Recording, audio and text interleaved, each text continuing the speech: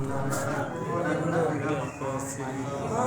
ربنا لا تزغ قلوبنا بعد إذ هديتنا وهب لنا من لدنك رحمة إنك أنت الوهاب رب اجعلني مقيم الصلاة من ذريتي ربنا تقبل الله ربنا اغفر لي ولوالدي للمؤمنين يوم يقوم الحساب اللهم اغفر لي حينا وميتنا وشاهدنا وغائبنا وصغيرنا وكبيرنا وذكرنا وانسانا اللهم من احييته منا فحي على الاسلام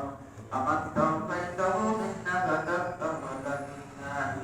اللهم اني ظلمت نفسي ظلما كثيرا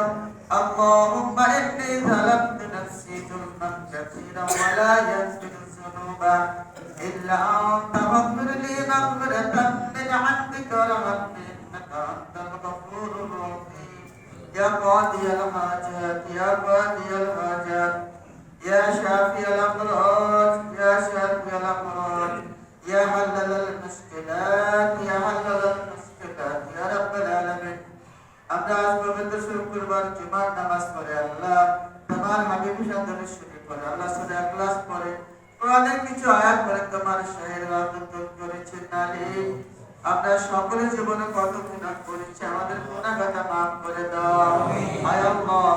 বিশেষ করে আল্লাহ বাংলাদেশের দেশের নেত্রী আল্লাহ বেগম খালেদা জিয়া দুনিয়া থেকে চলে গেছে আল্লাহ তার কবর থেকে জান্নাতের বাগান বানিয়ে দাও আল্লাহ তার স্বামী জিয়া রহমান দুনিয়াতে দিয়েছেন আল্লাহ তাদের উভয়ের কবরটাকে জান্নাতের টুকরা বানিয়ে দাও